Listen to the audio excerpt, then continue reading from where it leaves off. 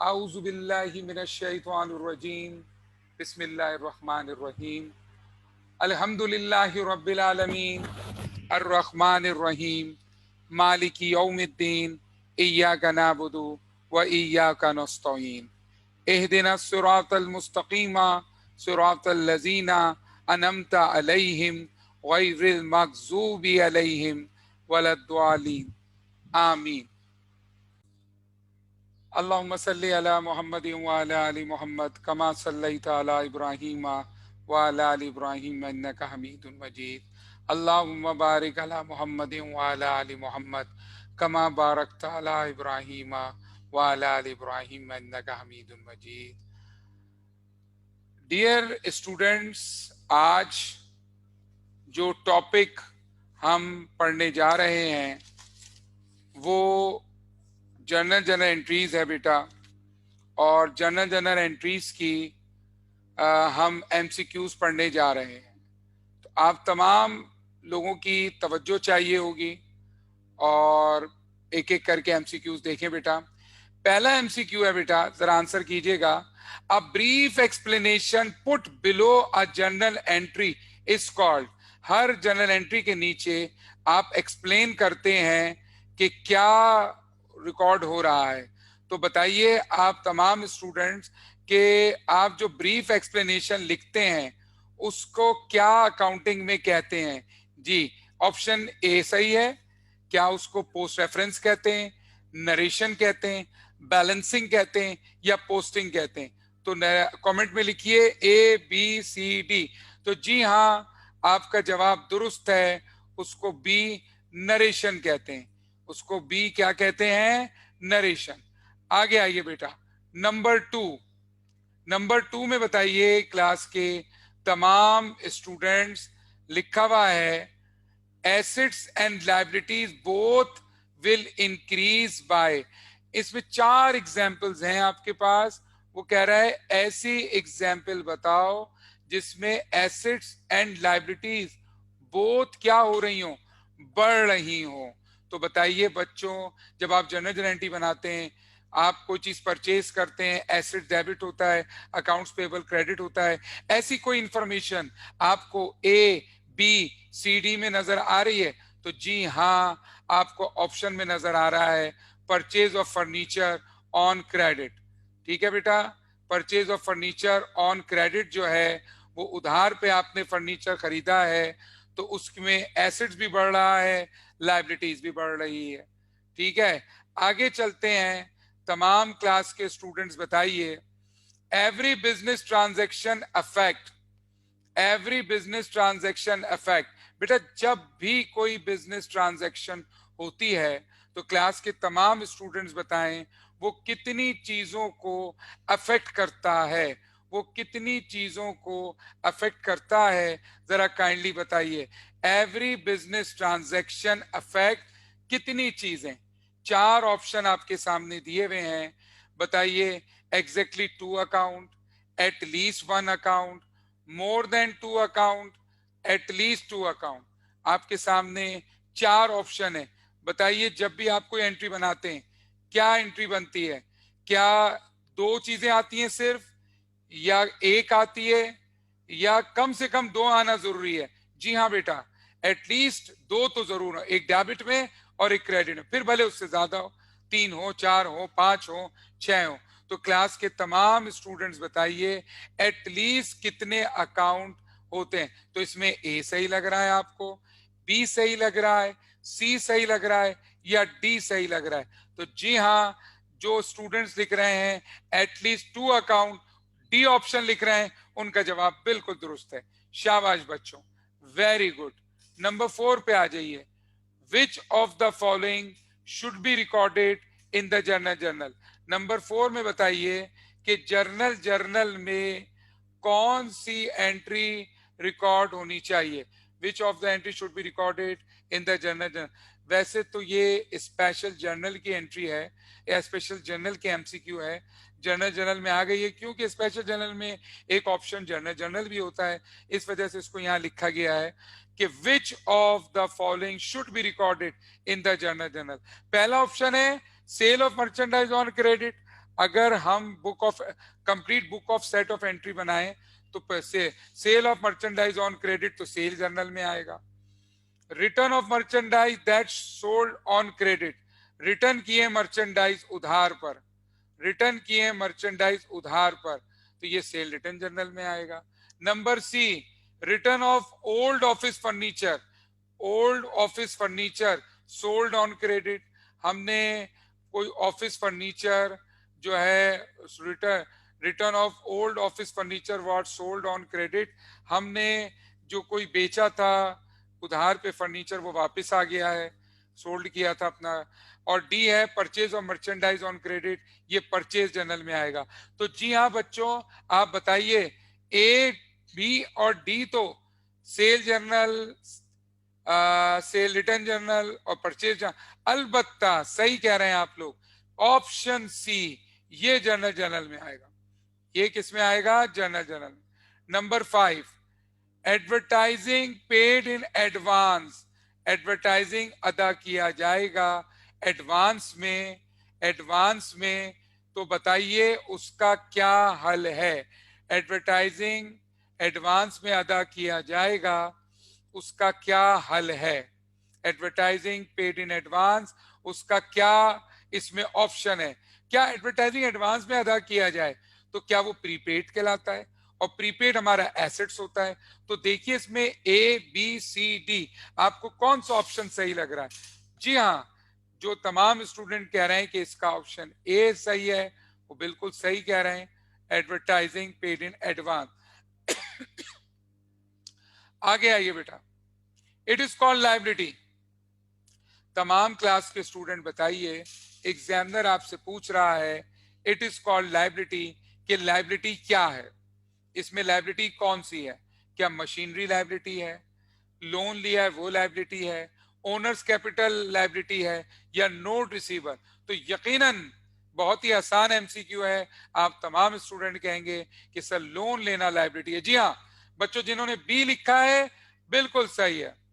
आइए नंबर 7 पे, purchases are best described by, purchases को सही डिस्क्राइब किया जाएगा बाय, नीचे 4 ऑप्शन है बेटा। परचेज से मकसद, जब कहीं परचेज तुम लोग जनरल एंट्री में डेबिट करते हो तो क्या चीज खरीदते हो? फर्नीचर या स्टेशनरी या कंप्यूटर खरीदते हो तो वो तो अपने नामों से आता है, लेकिन जब परचेजेस लिखो तो समझ जाओ ये वो माल है बच्चों जो आगे बेचना है। तो बताओ नंबर 7 में 4 ऑप्शन है, आपको कौन सा ऑप्शन सही लग रहा है? 4 ऑप्शन में से कौन सा ऑप्शन सही लग रहा है? आप बताइए, बताइए कौन सा ऑप्शन सही लग रहा है कि आपने परचेज किया है, आपने परचेज किया है मर्चेंडाइज। जी हाँ, बी ऑप्शन सही कह रहे हैं आप कि परचेज मर्चेंडाइज जो रीसेल के लिए खरीदा जाए उसको परचेजेस कहते हैं हम अपनी एंट्रीज। शाबाश बच्चों, it is not an, it is not an assets. बताओ बच्चों इन चारों में कौन सा ऐसा है जो एसेट्स नहीं है? ए एसिड है, अकाउंट रिसीवेबल एसिड है, अनएक्सपायर्ड या प्रीपेड एसिड है। जी हाँ, आपका ऑप्शन बिल्कुल सही है कि अर्नड कमीशन हमारी लाइबिलिटी होती है, एसेट्स नहीं होता। Number 9, which of the following is a liability? बताओ बच्चों इसमें कौन सी लाइबिलिटी है? क्या मशीनरी लाइबिलिटी है, या लोन फ्रॉम एक्स लाइबिलिटी है, या बिल्डिंग लाइबिलिटी है, या कैश लाइबिलिटी है? तो जी हाँ, आपने सही कहा, लोन फ्रॉम एक्स जो है वो हमारी लाइबिलिटी है। हमने एक्स से कर्जा लिया है, ये कर्जा हमें वापस करना है। ये हमारे बहुत अच्छे जवाब दे रहे हैं आप लोग, बेहतरीन। Dash of recording transaction based on dual expect of the accounting, dash जो है वो ड्यूल एक्सपेक्ट के तहत हम अपनी रिकॉर्डिंग करते हैं। बहुत ही आसान, एमसीक्यू में ही जवाब छपा हुआ है कि भाई ड्यूल, तो देखिए यहाँ पे ड्यूल वाली बात कौन सी है? Double entry system, double account system, single entry system, management system. C और डी तो हो नहीं सकता, बताइए ए और बी में कोई हो सकता है? तो जी हाँ बिल्कुल सही कहा आपने, डबल एंट्री सिस्टम। आगे आइए number 11, which of the following statement is correct? ये इसमें लिखा हुआ है कि कौन सा आपका स्टेटमेंट करेक्ट है? इसमें कौन सा स्टेटमेंट आपका करेक्ट है? जरा बताइए, जरा बताइए, which of the following statement is correct? A सही है, बी सही है, सी सही है, डी सही है। तो which of the following statement is correct? तो क्या drawing increase capital, add investment by owner decrease capital, payment of liability increase asset, none of these? इसमें कौन सा स्टेटमेंट आपको सही लग रहा है? इसमें ड्राइंग कैपिटल को बढ़ा देता है, ये तो गलत है। Add investment by owner decrease capital, add investment by owner, अगर इन्वेस्टमेंट करे ओनर तो कैपिटल डिक्रीज हो जाता है, ये भी गलत है। Payment of liability increase assets, liability अदा करने से एसेट इंक्रीज के बजाय डिक्रीज होते हैं, ये भी गलत है। इसमें तो कोई भी ऑप्शन नहीं है बेटा, इसमें तो कोई भी ऑप्शन नहीं है। तो इसके लिए तो हमें नन ऑफ अबव करना पड़ेगा बेटा। शाबाश। The process of recording entries in the journal, बेटा ये जर्नलाइजिंग की डेफिनेशन याद कराई थी सर ने। The process of recording entries in the journal is called, journal entries में जो हम रिकॉर्डिंग करते हैं, बताइए वो क्या है? The process of recording entries in the journal is called journalising. शाबाश बेटा, उसको कहते हैं जर्नलाइजिंग। वेरी गुड बेटा, वेरी गुड। 13 आगे आइए बेटा, आगे आइए। नंबर 13 बहुत अहम, नंबर 13 चेक करें। नंबर 13 में एग्जामिनर कह रहा है, नंबर 13 में एग्जामिनर कह रहा है, the amount brought in by the proprietor in the business should be recorded to, should be credited to. कह रहे हैं अमाउंट जो मालिक लाया है, अमाउंट जो मालिक लाया है वो कहां पर आएगा? The amount brought in by the proprietor in the business should be credited. बेटा मालिक जो भी पैसा लाता है, एबीसीडी में कौन सा ऑप्शन सही है? तो बताइए क्लास के तमाम स्टूडेंट, एबीसीडी में कौन सा ऑप्शन सही है? जी हाँ, एबीसीडी में ऑप्शन सही है बी, कैपिटल अकाउंट। कौन सा ऑप्शन सही है? Capital account. ठीक है, आगे आइए, आगे आइए। Number 14, number 14, dash signify the increase in the liability account and income account. Dash signify increase in the liability account and income account.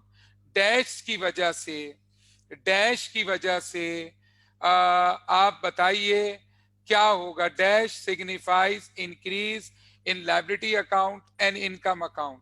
कोई ऐसी चीज बताएं जिसमें इनकम भी बढ़े तो उस साइड पे आती है, लायबिलिटी भी। तो जी हाँ, सही कह रहे हैं आप लोग, बी ऑप्शन है, क्रेडिट ऑप्शन है। शाबाश। 15 पे आ जाइए बेटा। कलेक्शन फ्रॉम कस्टमर्स, ग्राहकों से जो पैसे मिले हैं वो क्या है? ग्राहकों से जो पैसे मिले हैं वो क्या है? A, increase asset decrease income. Customer से increase one asset decrease other asset. जब कस्टमर से पैसे मिलते हैं बच्चों तो एंट्री बनती है cash debit account receivable credit. तो एक एसेट इंक्रीज हो रहा होता है, एक एसेट डिक्रीज हो रहा होता है। तो इसका मतलब आप लोग जवाब देंगे option number B, increase one asset decrease other asset. आइए number 16, all the above account normally are debit balance, are debit balance except, debit balance except all the following accounts normally have debit balance except। Class के तमाम student बताइए, class के तमाम student बताइए क्या क्या all the account have normal. एक ऐसी चीज है इन चार में जिसका बैलेंस एसेट नहीं होता, क्या है? जी हाँ, purchase return and allowance, purchase return and allowance. आगे बढ़िए बच्चों, आगे बढ़िए बच्चों। ये बताइए क्लास के तमाम स्टूडेंट्स, यकीनन आप लोग देख रहे होंगे, if journal entry recognize revenue the other part of the entry might, if journal entry recognize revenue the other part, अगर जनरल एंट्री में रेवेन्यू आ रहा है एक साइड पे तो दूसरी साइड पे क्या आ सकता है?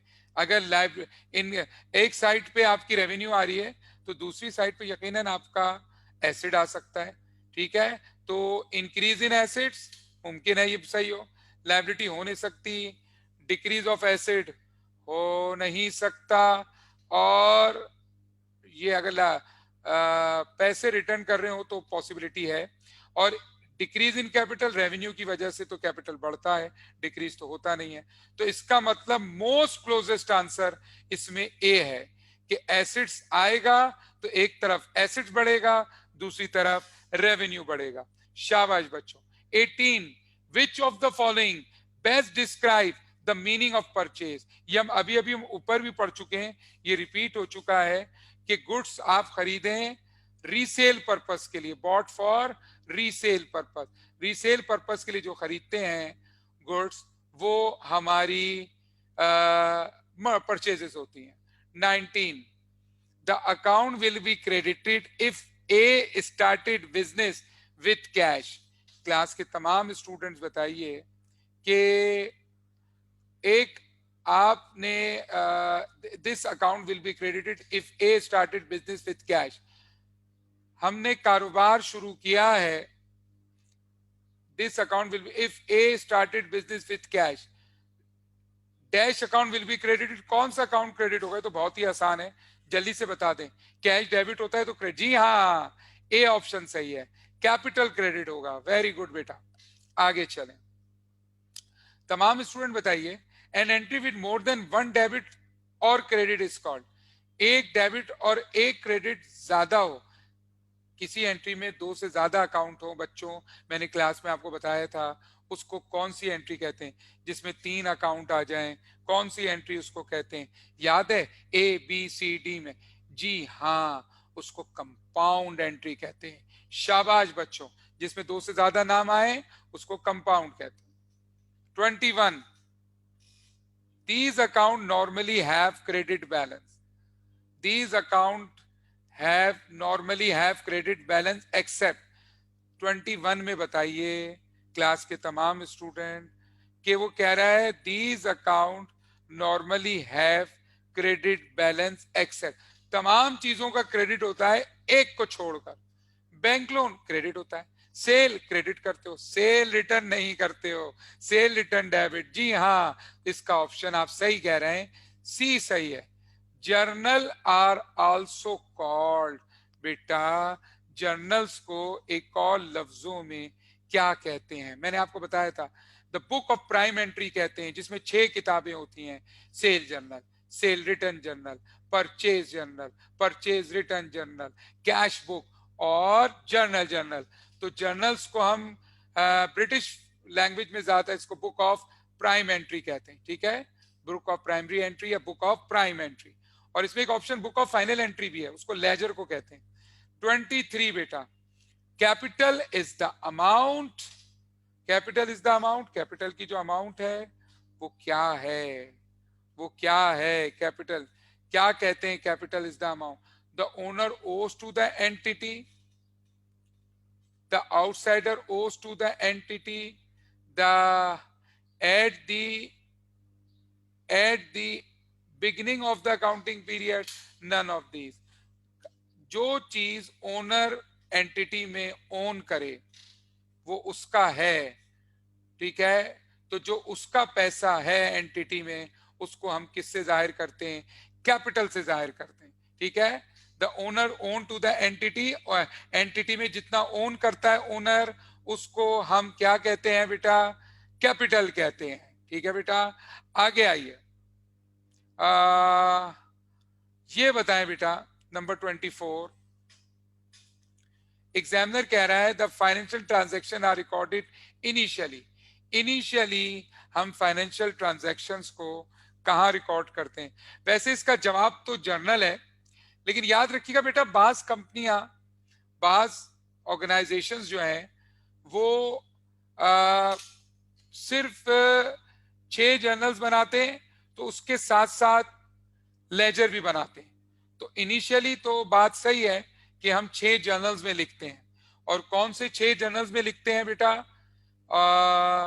Cell journal, sale return journal, purchase journal, purchase return journal, cash book और जर्नल। फिर उसके बाद आता है लेजर, फिर लेजर के बाद आता है ट्रायल बैलेंस, और फिर ट्रायल बैलेंस के बाद इनकम स्टेटमेंट, बैलेंस शीट आता। Number 25, the process of recording transaction in a chronological order.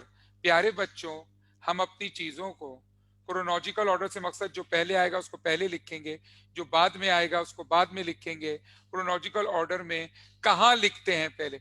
जी हाँ, बुक ऑफ प्राइम एंट्री में लिखते हैं। जिस उस प्रोसेस को कहते हैं जर्नलाइजिंग, कि हम क्रोनोलॉजिकल ऑर्डर में, यानी जो पहले चीज आएगी वो पहले रिकॉर्ड होगी, जो बाद में चीज, यानी जो डेट पहले आएगी वो पहले रिकॉर्ड हो जाएगी क्रोनोलॉजिकल ऑर्डर में। ठीक है बेटा। 26, a journal is generally kept on. जब तुम लोग जर्नल बनाते हो तो बताओ, जर्नल जर्नल की कॉलम्स बनाते हो या रॉज बनाते हो? कॉलम्स बनाते हो, शाबाश। तो बताओ 26 का क्या जवाब है?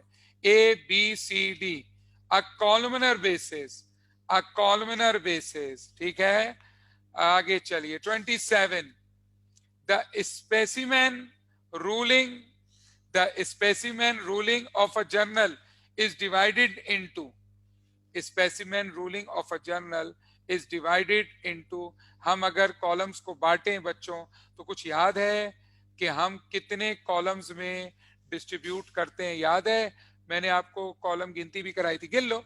डेट, डिस्क्रिप्शन या पार्टिकुलर्स 2, पोस्ट रेफरेंस या फॉलियो 3, डेबिट 4, क्रेडिट 5। जी हाँ, सी ऑप्शन आपका बिल्कुल ठीक है, शाबाश बच्चों। 28, द कंप्लीट स्टोरी। 28 में क्या कह रहे हैं?